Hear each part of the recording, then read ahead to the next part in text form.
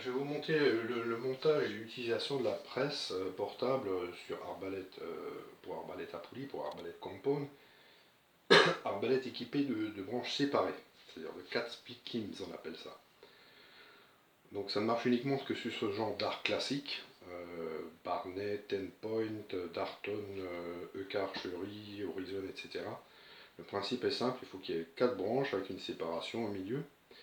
Alors, sur les modèles, par exemple comme les Darton et les Poelang, vous avez des amortisseurs qui sont situés sur les branches, il faut de temps en temps les déplacer. Là, je vous montre un arc Darton parce qu'ici, vous avez les branches qui sont droites, en fait. Et sur la Poelang, comme vous pouvez le constater, les branches ne sont pas droites, elles sont plus fines ici et plus écartées ici. Donc je vais plutôt vous montrer sur ce modèle l'exemple parce que c'est un peu plus complexe, même si c'est pas très complexe. Nous livrons déjà les éléments prémontés, comme ceci. Donc les poteaux sont déjà prémontés. Il y a les espaceurs aussi, mais il suffit de régler les espaceurs ici. Alors, ici j'ai démonté une partie avec le crochet déjà fixé dessus.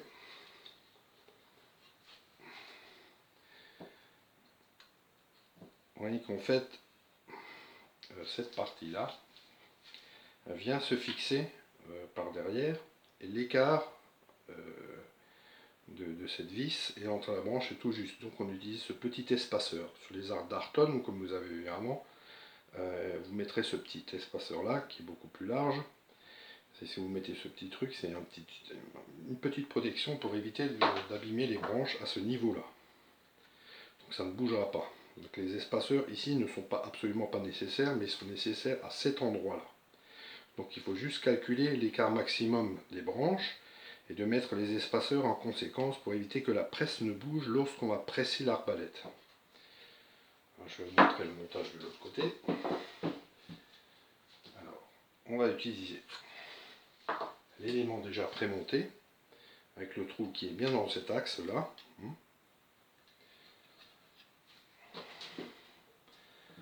On va monter la presse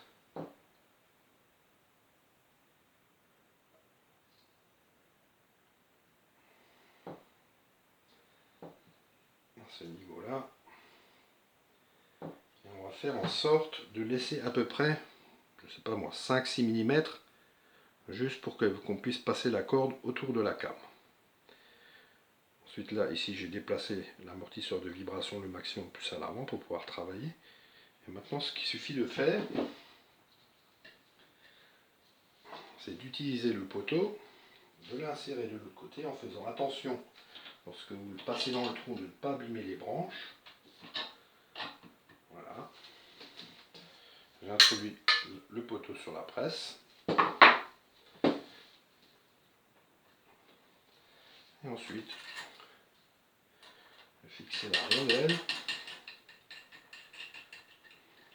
et de serrer avec une clé de 13.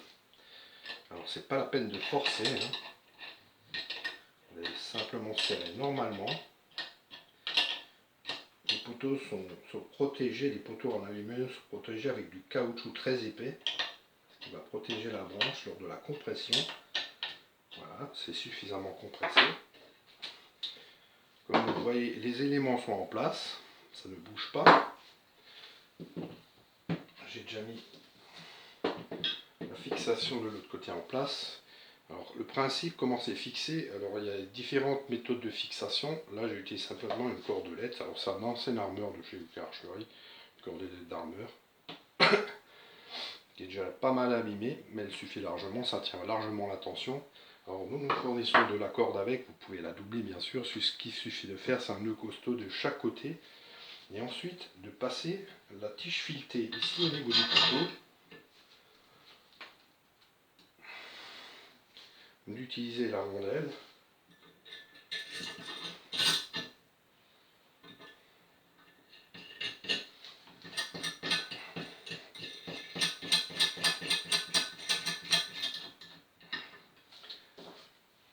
et ensuite d'utiliser la clé 17. Voilà. Et de serrer. C'est un peu long. Ça prend 5 minutes pour mettre la corde sur tension. Ensuite, on va pouvoir utiliser la presse et changer les cordes et les câbles. Et ça, je vous le montre dans la prochaine vidéo.